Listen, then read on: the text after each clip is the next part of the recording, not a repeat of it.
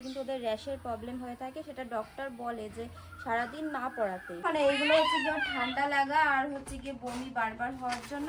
ওষুধ খেয়ে নাও, ওষুধ খেয়ে নাও মামা। Hey guys, welcome to my new blog. কেমন আছো তোমরা সবাই? আশা করছি সবাই ভালো আছে। নতুন একটা ব্লগে তোমাদের সবাইকে অনেক অনেক ওয়েলকাম। আজকের ব্লগটা কিন্তু হতে চলেছে শুধুমাত্র পেখম রিলেটেড, তাই না? তো তোমরা অনেকেই আমাকে জিজ্ঞাসা করো যে পেখমকে আমি কতক্ষণ ডাইপার পরিয়ে রাখি। এছাড়াও পেখমের তো এখন 3 মান্থ চলছে, ওকে এখন আমি কি কি ওষুধ খাওয়াই এই সব কিছুই কিন্তু তোমাদেরকে এই ব্লগে শেয়ার করবো। তো চলো ব্লগটা শুরু করা যাক। পেখমকে কিন্তু আমি শুধুমাত্র রাতের দিকে ডাইপারটা পরাই। আর তোমরা হয়তো ভাবছো যে এখন দিনের বেলাতে পেখম কেন ডাইপার পরে রয়েছে, তো সেটাও তোমাদেরকে বলছি।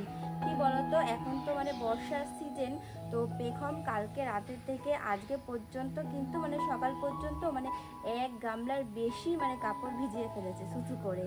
আর ও কিন্তু একটু বেশি সুচুটা করে, আর মানে অনেকটা পরিমাণ করে, তো ওর প্রায় 2টো কাপড় লেগে যায়, পুরো ভিজে যায়।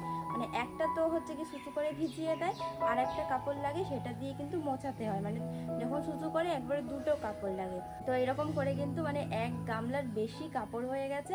আর যা কাপড় ছিল সেগুলো সবই মোটামুটি শেষ হয়ে গেছে। মানে সব শেষ হয়ে গেছে সেটা না, মানে নতুন কাপড় রয়েছে সেগুলো ধোয়া, কিন্তু সেগুলো সাইজ করা নেই। সেগুলো সাইজ করতে হবে, তারপরে ওকে ব্যবহার করতে পারবো। আর আগের যা সব কাপড় ছিল সেইগুলো কিন্তু সব ধুয়ে দেওয়া হয়েছে, সেগুলো আবার শুকাবে, তারপরে আবার ও ইউজ করতে পারবে। তো সেই জন্য কিন্তু বাধ্য হয়ে মানে এখন আমাকে ডাইপার পরাতে হয়েছে। না হলে কিন্তু আমি ওকে একদমই মানে দিনের বেলাতে যতক্ষণ পারি ডাইপার না পরিয়েই রাখি। আর মানে মাঝে মধ্যে কী হয় বলো তো, যদি মানে খুব এমার্জেন্সি হয় তখনই পরে, যেমন আজকে এমার্জেন্সি ছিল তো সেই জন্য পরিয়েছি, না হলে কিন্তু আমি একদমই পরাই। রাত্রেবেলাতেও ডাইপারটা কখন পরাই বলো তো, মানে আমি যতক্ষণ জেগে থাকি ততক্ষণ অবধি চেষ্টা করি যে ওকে না পরানোর।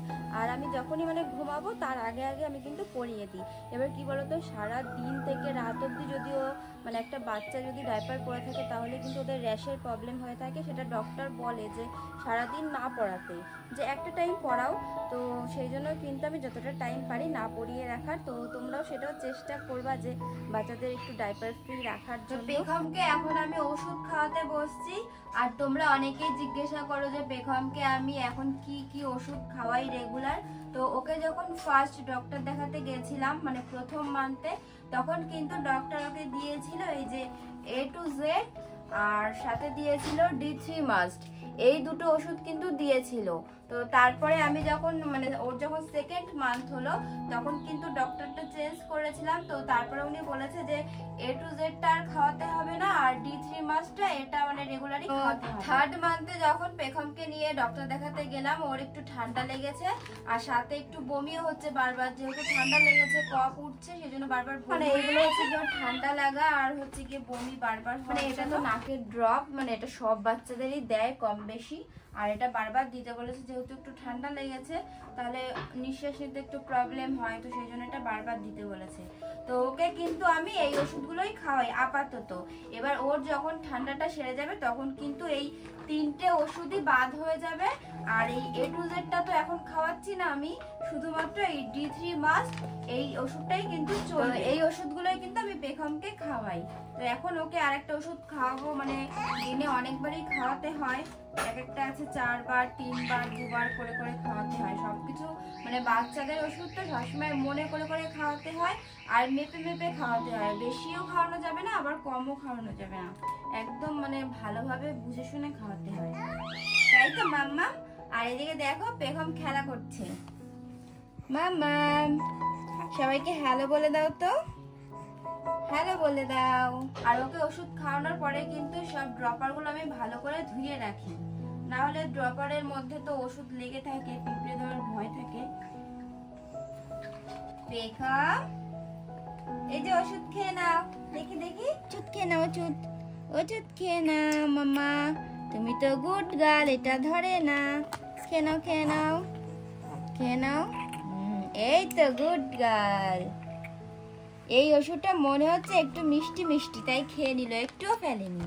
খেয়ে নাও মামা, খেয়ে নাও হয়ে গেল তো, হয়ে গেছে আমাদের পেখমের ওষুধ খাওয়ানো। তাই এই দেখো বাইরে প্রচুর বৃষ্টি নেমে গেছে, সকাল থেকে রোদ ছিল আর এখন দেখো হট করে আবার বৃষ্টি নেমে গেছে।